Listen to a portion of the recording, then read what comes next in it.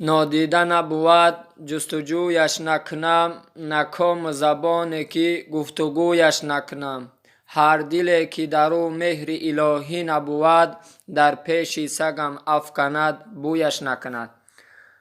السلام علیکم و رحمت الله و برکاته برادران و خواهران عزتمند. امروز هم که باشد طبق عادت پیشین از همه شما عزیزان دل معذرت خواهی میکنم، شاید در دوام صحبت از ما خطاگی سر بزند و امروز میخواهم قصه را از بنی اسرائیل جناب پیامبر صلی الله علیه و سلم همچو درس عبرت به ما و شما نقل کردن به سمع شما میرسانم. عزیزان دل، هر قصه را که الله در قرآن ذکر میکنه، پیامبر گرامی اسلام در حدیث بیان میکنه، اون برای ما و شما را یک درس عبرت است. باید از این قصه ها و از این احادیث های پیامبر ما باید عبرت بگیریم.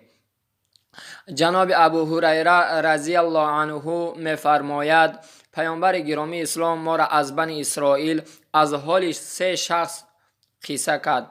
گفت خداوند متعال یک ملائکه را به نزد 3 انسان روان کرد که یکم انسان اون انسان بود که کل بود، یعنی موی سر نداشت. کچل گفته انسان را میگن که موی سر نداشت. به نزد او روان کرد و ملائکه وقتی به نزد او را گفت ای بنده خدا چی میخواهی؟ گفت آیا به حال من نظر نمیکنی من موی سر ندارم؟ مردم از من نفرت میکنند. ملائکه دست خود را به سر این مرد کشید و دعا کرد. خداوند با اون مرد موی زیبا داد. گفت از مال دنیا چی میخواهی؟ گفت شتر میخواهم.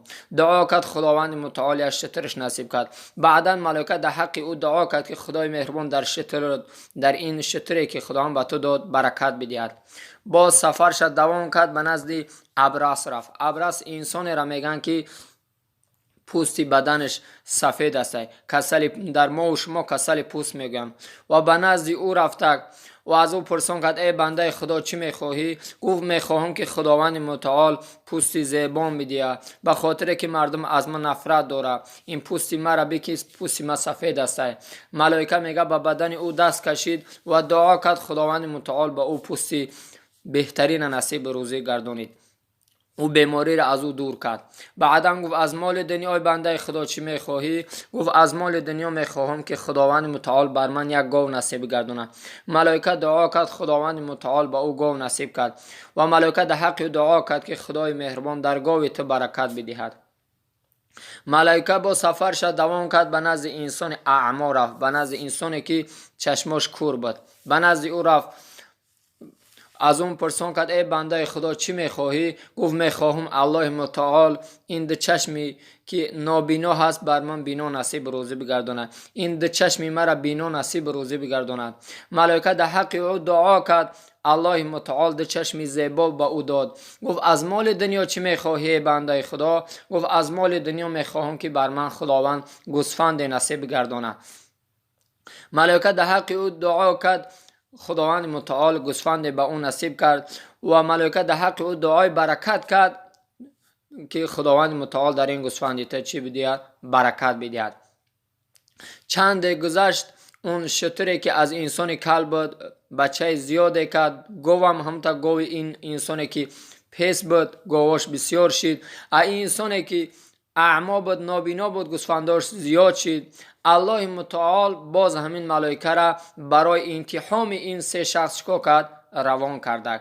امروزه در دنیا ما و شما ممکن که عزیزان در امتحان خدا قرار داشته باشیم. هیچ کس نمیدونه، جز الله هیچ کس نمیدونه.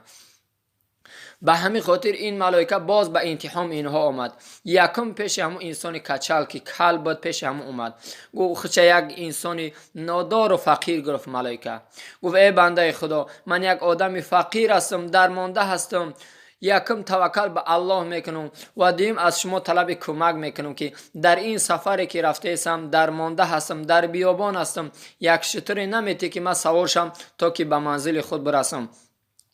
او انسانی که کچل بود گفت من بسیار مشکلات های زیاده دارم، من نمیتوانم از این شترها بهر تو نصیب کنم، به خاطر من مشکلات ها زیاد دارم. گفت ای بنده خدا آیا تو هم کچل نبودی، هم کل نبودی که خداوند به تو موی سری زیبا داد، به تو شتر داد، گفت نه، بلکه من پدر بزرگم هم تا بای آمدگی است، این میراث از پدر بزرگم هم تا بای آمدگی است. گفت ای بنده خدا، اگر تو دروغ بگوی الله مثل همون اولاد بگرداند، که الله مثل همون اولاد گردانیدش. بعداً به نزد آدم ابرس که آدمی بگیم که پوستی سفید داشت، به نزد همون رفت، نگاه کرد گاوی زیاد داره. این ملائکه خودش به طریق یک آدم فقیر گفت ای بنده خدا، چی می شود که از همون گاوا مرا بده که من در یک سفر هستم که تکیه به الله دارم و از تو طلب کمک میکنم، به من کمک یک گاوی بده که تو که در این سفر به منزلم برسم. گفت ای بنده خدا، نمیبینی که من مشکلات زیاد دارم، من نمیتوانم از این گاوها بهره نصیب کنم. ملائکه در جواب او گفت آیا تو هم آدم ابرس نیستی؟ آیا هم آدمی نیستی که تو بدن سفید بود، پوستی سفید بود، مردم از تو نفرت داشتن، الله به تو این پوستی سفید داد، الله به تو این مال زیاد داد؟ گفت نه، بلکه این مرا پدر بزرگم هم تا بای آمدگی است، میراث از اونها پشت ما همون تا چکاک است، آدم بای بود. مثل امروزه متکبرای بعضی انسانهای ثروتمند هستن که هم تا بغرور مردم چیکار میکنن؟ پایمال میکنن. بعدا این ملائکه در جوابش گفت که اگر تو رفته و دروغ بگوی الله تو را مثل اولاد بگردونه، که خداوند مثل همه اولش گردانید، همه گاو مالش نابود شد، هم تا پیس در دنیا موندگه.